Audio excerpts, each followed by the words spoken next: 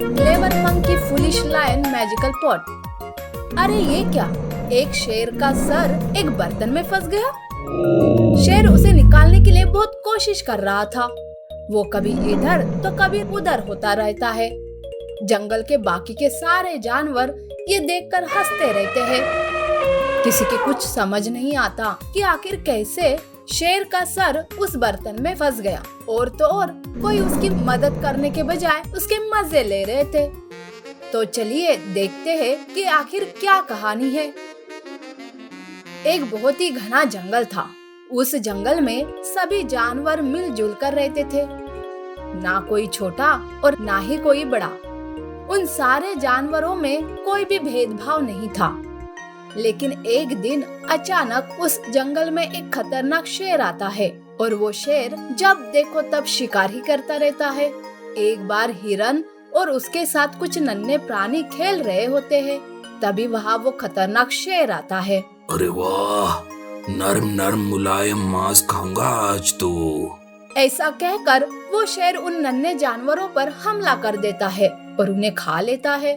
अरे वाह, आज तो कई दिनों बाद पेट भरकर स्वादिष्ट भोजन मिला है। मजा आ गया आज तो। इस जंगल के जानवर तो बड़े ही स्वादिष्ट है।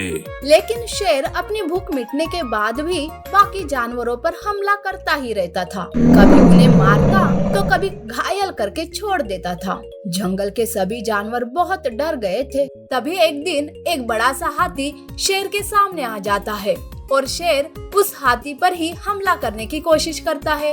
अरे ये क्या शेर, जब देखो तब किसी न किसी जानवर पर हमला करते रहते हो। भूख मिट जाने के बाद भी तुम किस लिए शिकार करते हो? अरे हाथी, मेरा काम ही है शिकार करना और तुम जानवरों का काम है शिकार होना। बाहर से आकर तुमने हमारे जंगल की शांति भ्रष्ट कर दी है। क्या कहा? तुम्हारी इतनी हिम्मत? ऐसा कहकर शेर हाथी पर हमला करता है और हाथी भी घायल होकर नीचे गिर जाता है। मेरे सामने ज्यादा आवाज करने की जरूरत नहीं। मुझे देखते ही मेरे पाँव पर गिर जाया करो तुम सब जानवर, समझे? ऐसा कहकर शेर वहाँ से चला जाता है।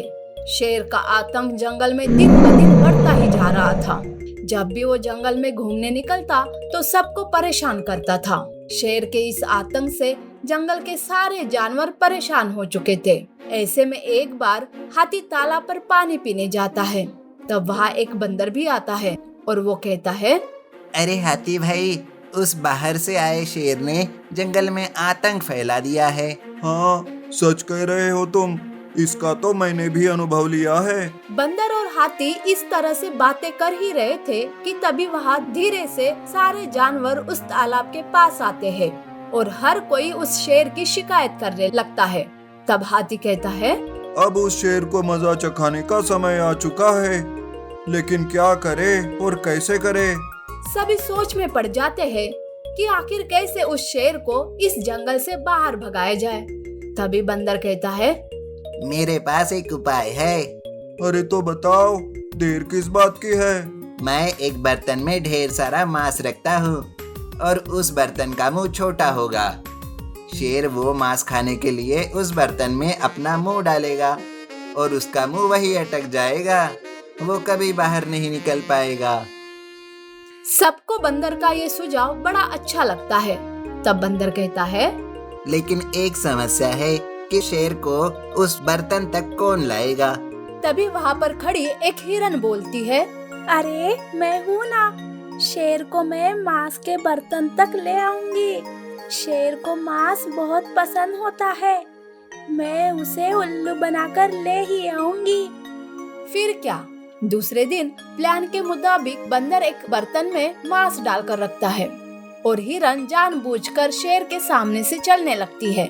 और हिरन को देखकर शेर के तो मुंह में पानी ही आ जाता है। हिरन का मांस, क्या बात है। ऐसा कहकर शेर हिरन पर हमला करने जाता है। हिरन वहाँ से भाग जाती है। शेर उसका पीछा करते करते मांस के बर्तन तक पहुँच जाता है। उधर हिरन छुप जाती है। शेर को मांस की खुशबू आती है, जिस वजह से वो खुद को रोक नहीं पाता। अरे ये हिरन कहाँ चली गई? लेकिन छोड़ो, उसे मैं किसी और दिन खा लूंगा। फिलहाल तो ये सामने बर्तन में पड़ा मांस खा लेता हूँ। ऐसा कहकर वो शेर मांस खाने के लिए अपना मुंह उस बर्तन में डाल देता है और जब अपना सर बाहर निकालने की कोशिश करता है तो वो निकाल ही नहीं पाता। शेर अपना सर बाहर निकालने की बहुत कोशिश करता है। ये नजारा देखकर सारे जानवर हंसने लगते हैं। ये देख शेर कहता है, अरे ये क्या, तुम सब मेरी हालत देखकर भी मेरी मदद नहीं कर रहे हो। पर हम आपकी मदद कैसे कर सकते हैं? आप तो बहुत ताकतवर प्राणी हो ना। और वैसे भी आपको शिकार करने में बड़ा मजा आता है ना। अब करो शिकार। शेर का मुंह बर्तन में फंसा ही रहता है और कोई भी उसकी मदद नहीं करता।